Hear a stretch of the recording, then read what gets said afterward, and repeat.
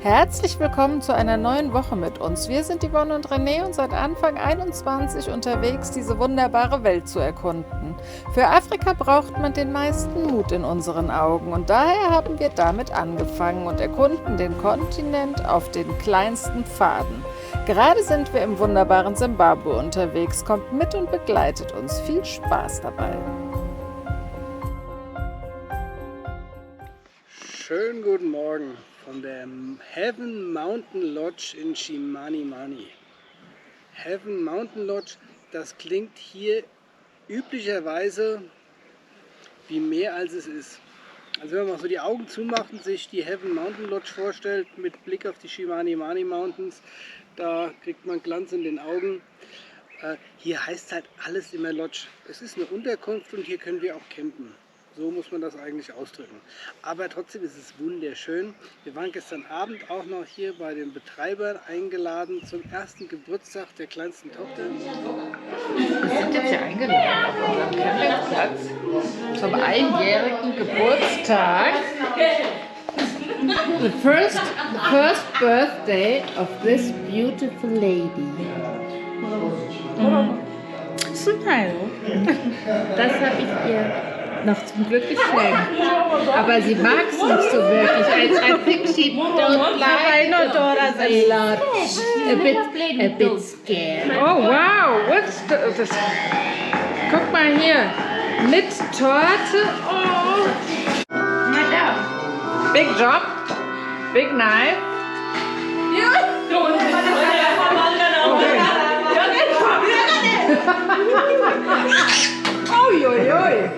Thank you guys, everyone, for coming for her birthday, and we are so grateful for whoever that contribute. It means a lot to us. Thank you.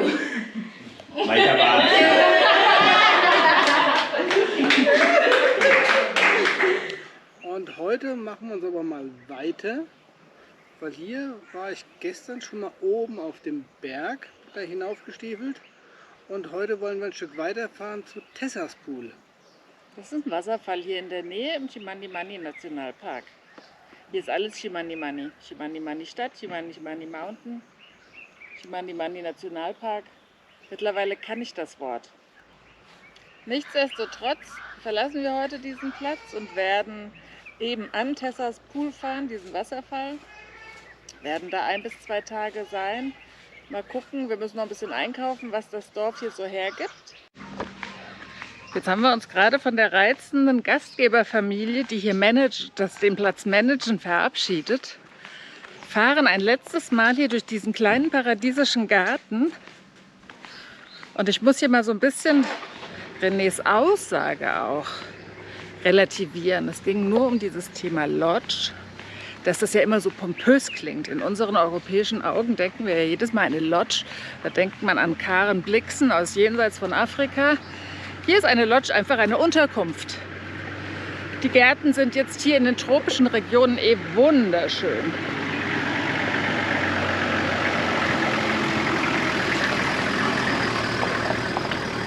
Schaut euch das doch mal an. Bevor wir uns wieder in die Berge machen, schlendern wir über den erstaunlich gut sortierten kleinen Markt und versorgen uns mit frischen Waren. Die Produkte sind meistens in festen Einheiten verpackt, denn die offizielle Währung des Landes, das während der jahrelangen Tyrannei von Robert Mugabe in einer Hyperinflation von teilweise 230 Millionen % endete, ist heute der US-Dollar und auf dem Markt kosten solche Einheiten in der Regel $1. Die ehemalige reiche Kornkammer Afrikas ist wirtschaftlich absolut am Boden und innerpolitisch immer noch nicht wirklich stabil. Hier könnt ihr einmal einen Blick in einen Supermarkt werfen und erinnert euch an diesen Anblick, wenn ihr das nächste Mal bei uns einkaufen geht und freut euch, wo ihr lebt und einkaufen gehen könnt.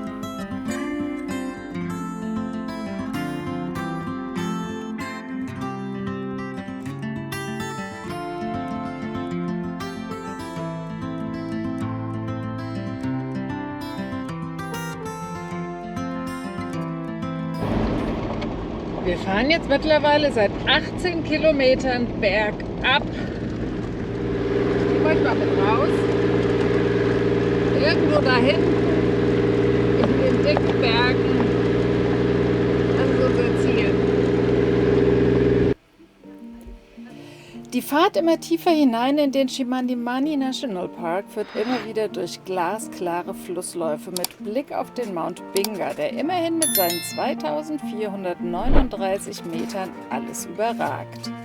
Und wenn man doch schon mal in so einem schönen Fluss steht, kann man Tembo auch mal einer kurzen Katzenwäsche zukommen lassen, bevor es weiter in Richtung des für die Region bekannten Tessas Pool geht. Einem Wasserfall mit natürlichem Pool, der nach der Tochter eines Orchidologen, ja, das habt ihr richtig gehört, benannt wurde.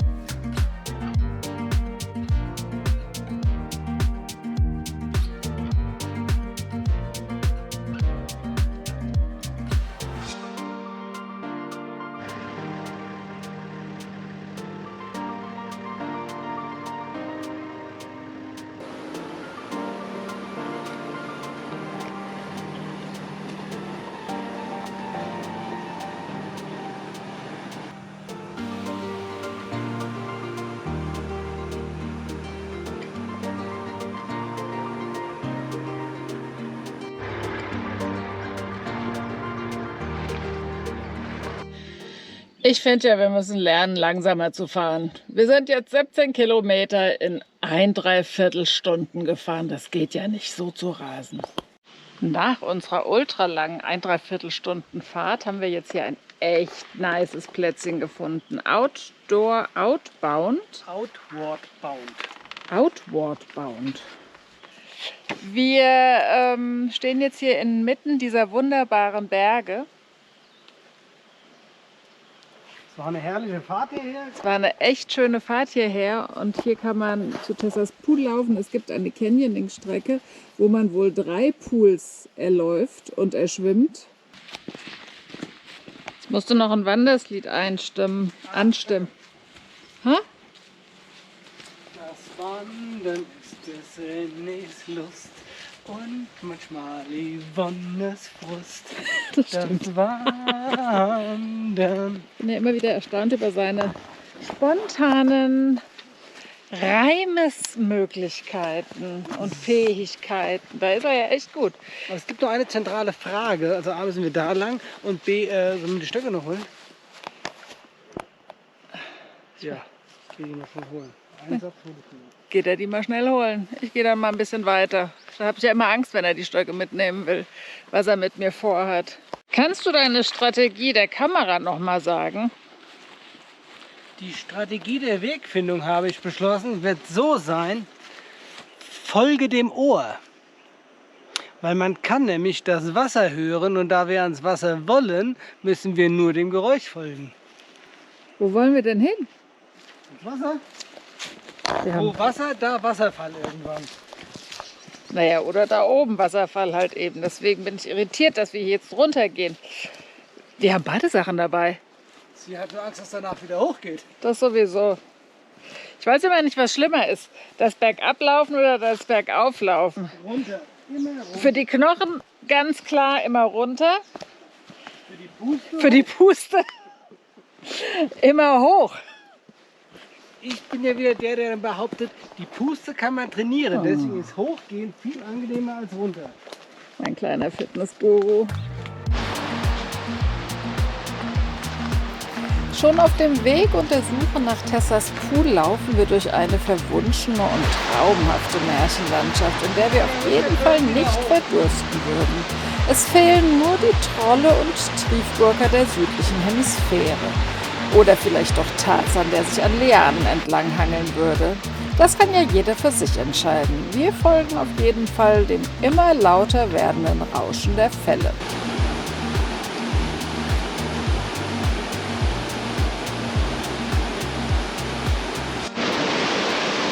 It's magic!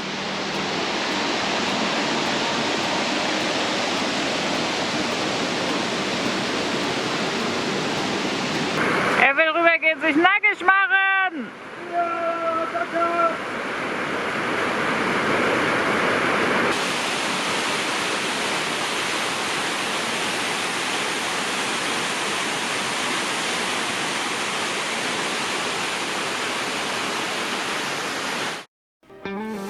Hier seht ihr quasi, wie sagt man so schön professionell, ein Making-of im Schnelldurchlauf.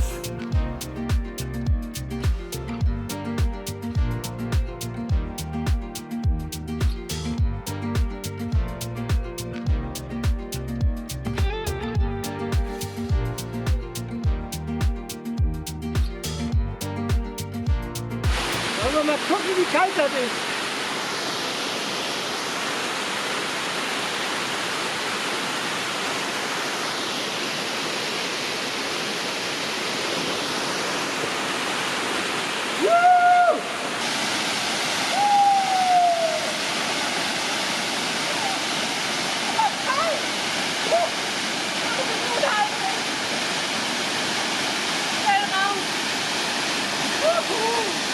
Und was hast du im Wasser gefunden? Ich habe hier meine Linse. Scheiße. Dann steckst du wieder rein. Kann ich nicht. Ich habe es noch nie so gemacht. Jetzt. Tiefer, ja. Da ist sie wieder. Boah, das habe ich noch nie gemacht. Siehst du? Geht doch. Das ist wie gebunden auf eben. Yoga.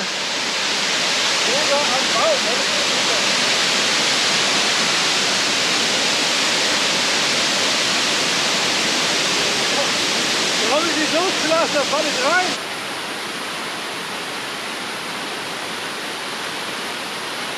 Warum komme ich denn wieder raus? Geil.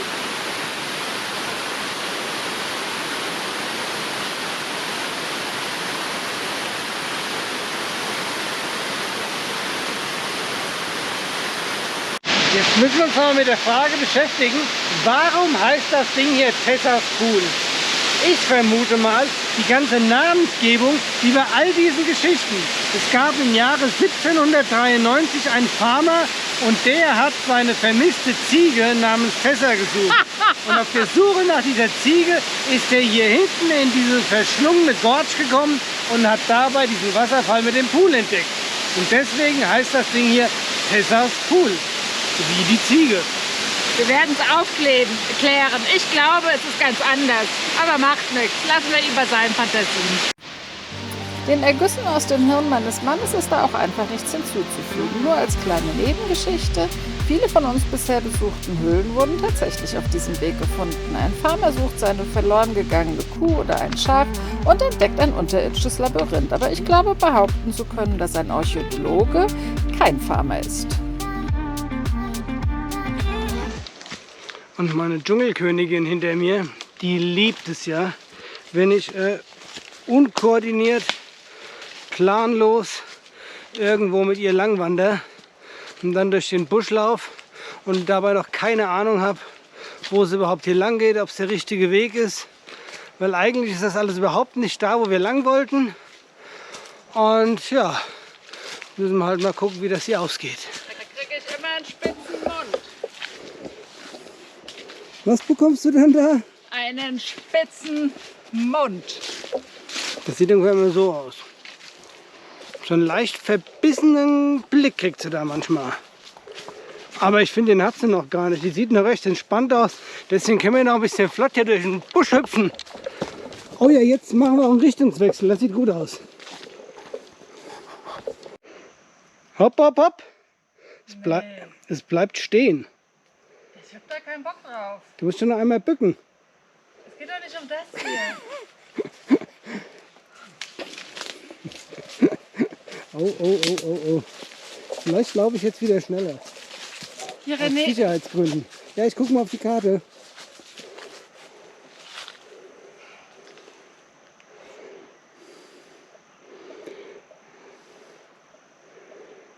Das führt quasi Richtung zu unserem Camp eigentlich. Eigentlich. Nee, die Richtung also. Ich weiß ja nicht, wann es einen Schlenker macht. Die Richtung ist theoretisch Richtung Camp.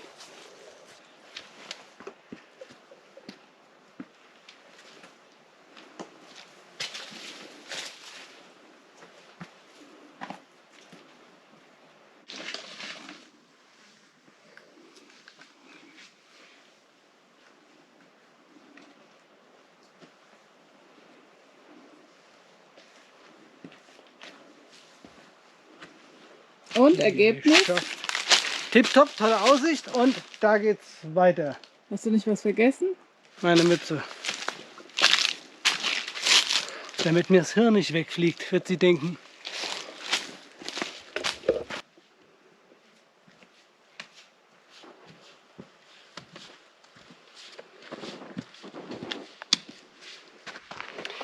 Die Sonne geht langsam immer tiefer, deswegen haben wir jetzt mal beschlossen, dass wir umdrehen, weil wir keine Ahnung haben, wo dieser Pfad hier hinführt. In keiner meiner Karten ist er verzeichnet. Die verzeichneten Pfade haben wir nicht gefunden. Geil ist trotzdem. Das sind so Trips, die liebe ich abgöttisch. Wenn der Mann keine Ahnung hat, wo es lang geht. Aber ich weiß ja, wo wir sind. Also der Rückweg ist für mich leicht zu finden. Deswegen bin ich da sehr entspannt. Aber, wie bitte? Da ist jemand. Da ist jemand, siehst du? Wir sind richtig. Völlig unmännlich habe ich jetzt mal nach dem Weg gefragt. Und da, wo wir jetzt eben lang gegangen sind, das ist scheinbar... Korrigiert? Was? Ich habe gefragt. Na, ich habe auch gefragt. Ich habe zuerst sogar gefragt, Angeber. Kann ich dir beweisen, glaube ich. Das hat mich wieder aus dem Konzept gebracht. Ja, der Weg, den wir eben gegangen sind, wo wir jetzt gerade umkehren, das ist der, der hoch auf die Berghütten irgendwie führt. Und ich wollte ja zu den anderen Pools erstmal und da sind wir natürlich völlig falsch. Ja, okay, du hast ja eben gefragt. Hier ist ein anderer Way. Du darfst entscheiden. Ich verbrenne mir jetzt mal nicht die Füße hier.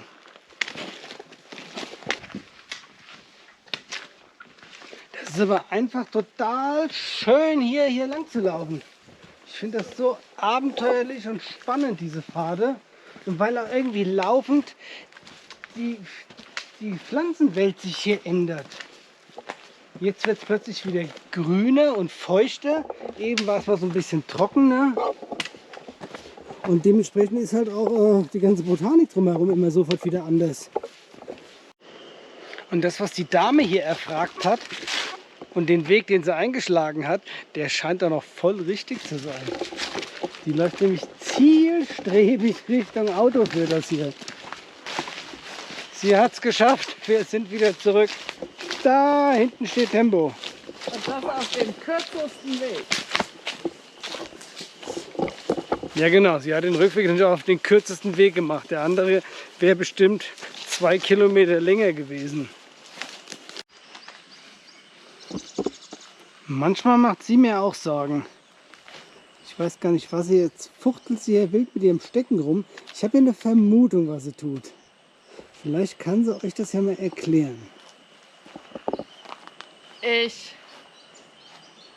Gott, ich sage das Wort so oft, ich hasse Spinnweben.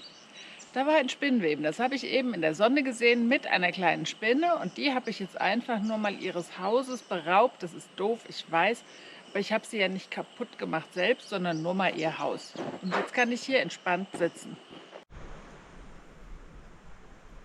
Er hat so einen Bewegungsdrang.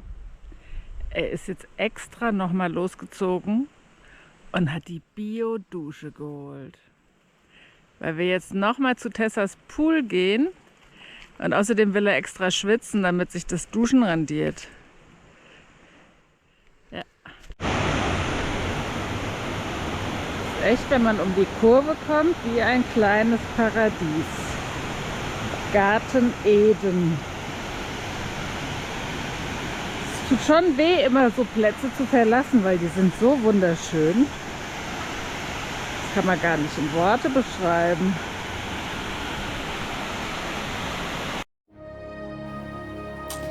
Und während ihr diesen magischen Ort auf euch einwirken lassen könnt, der Hinweis in eigener Sache.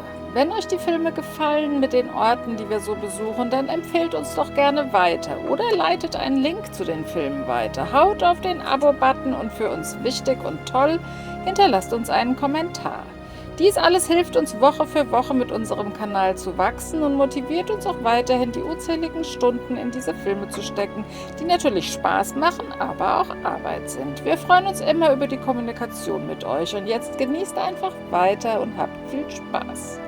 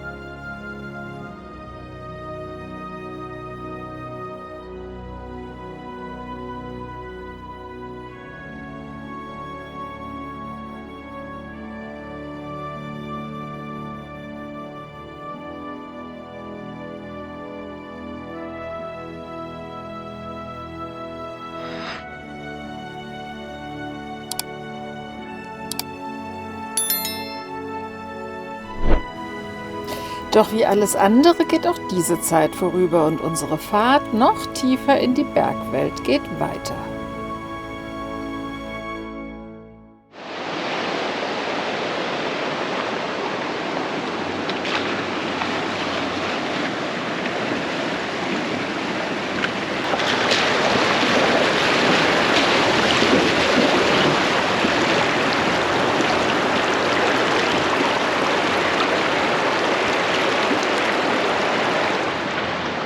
Ich schätze mal, das wird unser Frühstücksplatz.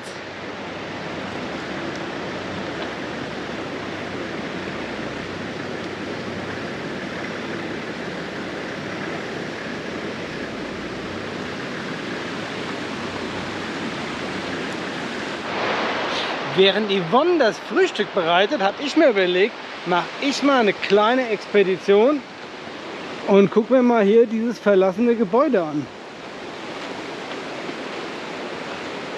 So ein bisschen spannend sieht das ja aus. Das liegt hier schön direkt am Fluss. Das ist generell ein geiler Platz hier überhaupt. Gehen wir kurz wieder gucken. Da haben wir unseren Frühstücksparkplatz. Jetzt gehen wir mal hier rein. Da flitzen schon mal die kleinen Echsen die Wand entlang.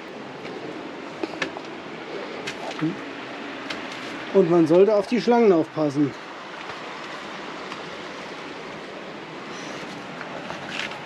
Tja, ich glaube, so richtig viele Räume gibt es hier gar nicht mehr zu erkunden. Jetzt lande ich hier wieder im Hintergarten. Ich glaube, das gibt eher eine kurze Folge von Lost Places.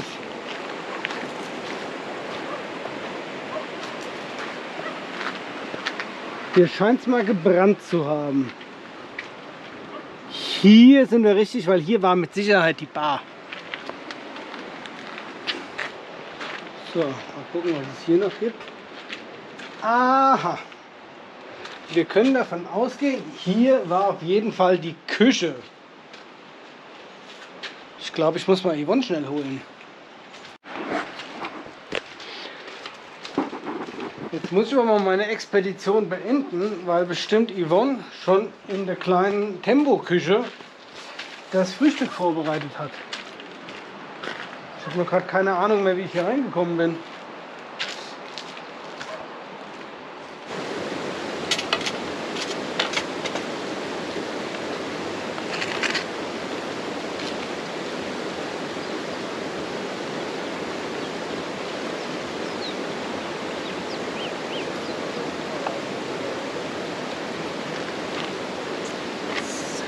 Leckerchen Rührei.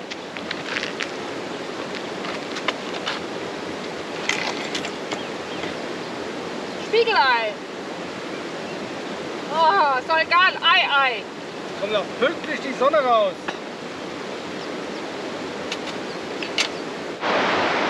Jetzt hat mich ja eben der gute Local mit seinem Pickup hat mich ja gefragt, wie die Strecke da hoch ist.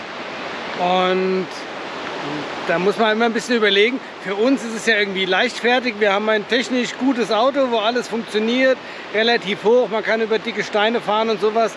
Und das muss man immer ein bisschen runterbrechen auf den Fuhrpark des Locals. Jetzt war das zwar auch ein Pickup, aber kein Allrad, dünne Reifchen, kein Profil.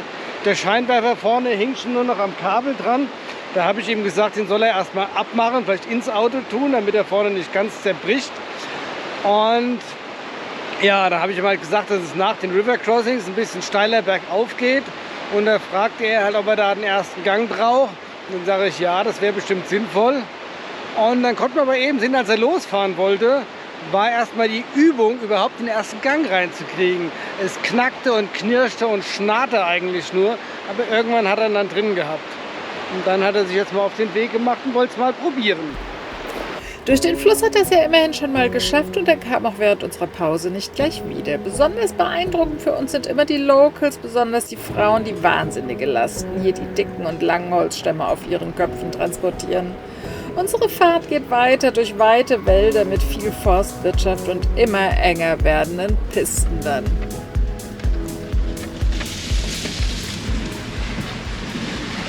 Es sind keine Freilaufnahmen drin, nix. Hurra! Boah. Erstmal die Brücke. Jetzt einmal kurz gucken, wo es in Wirklichkeit lang geht, Bitte. bevor wir uns hier... Weiter verfratzen. Jetzt, Der Chef geht jetzt mal gucken. ich nehme euch mit, hä? Ja toll, ist wieder das Gestrüpp. Ja. So, weil hier drüben... Ah, hier ist die Main Road. Hier müssen wir hin. Ich glaube, du bist dran schuld wegen der Umfahrung. Ich habe gar nichts gesagt. Ich weiß aber, was du gesagt hättest und so habe ich natürlich reagiert. Jetzt gucken wir mal, wo es hier lang geht.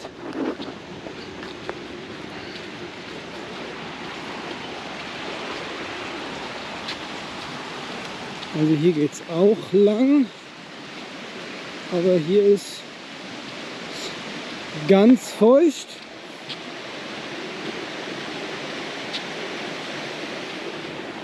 Na, da sind wir ja mal gespannt, wo das hier so hinführt. So ein bisschen rückwärts durchs Gestrüpp, wo ich nichts sehe, in die Schlammlöcher auf der anderen Seite zu fahren. Was? Das klingt nach einem unglaublich klugen Plan. Oh, oh, oh Gott. Jetzt wird, oh Gott. Aha. Ich weiß jetzt noch nicht ganz, was da vorne kommt, weil ich glaube, dass wir hier gerade vom Regen die drauf kommen, wenn ich doch da drüben lang müssen. Das führt aufs Gleiche hinaus. Wie bitte? Ich tippe, dass das hier aufs Gleiche hinausführt.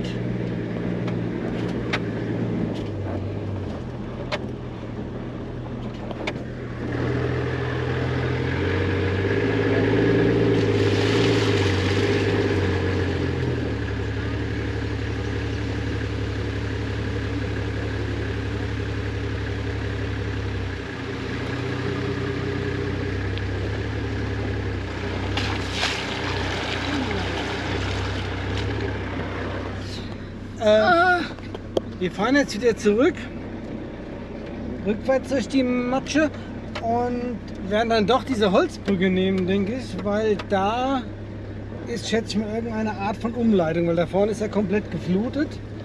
Da Ging ja auch schon wieder, war ja Ich- auch abseits vom Weg. Ja, aber das kann ja sein, dass sich aufgrund von Regenfällen und sowas hier das etwas verändert, die Routenführung. Die müssen nicht gleich bleiben. Nichts ist ewig, nur weil es in unserem komischen Ding hier steht. Und weiter vorne gab es nichts links, weil wir sind noch eine ganze Ecke weg.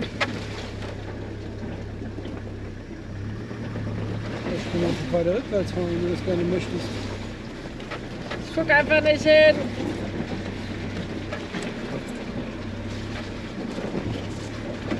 Vorwärts traut man sich nicht durch die Schlammlöcher, und rückwärts fahren wir jetzt. Das ist unglaublich klug.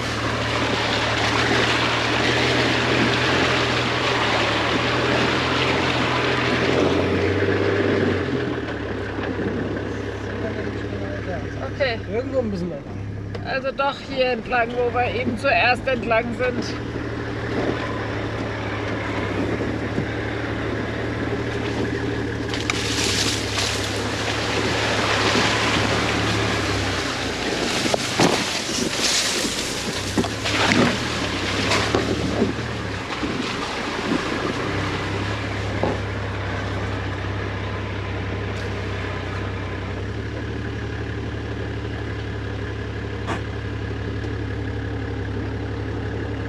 Jetzt fahren wir in das Wasser rein. Das Ah, ist ja genau das jetzt Ding. geht er noch mal gucken. Weil wir sind ab von unserer Piste.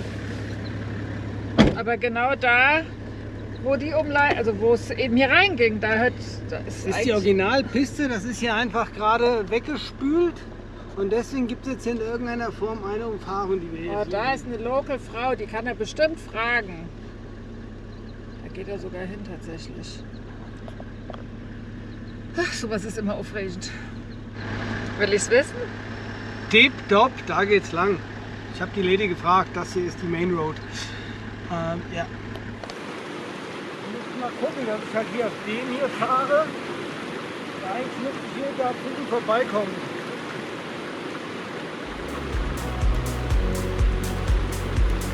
Das sind erste Eindrücke einer echt afrikanischen Brücke, wie sie im Buche steht. Ich hoffe, es wird nicht noch schlimmer.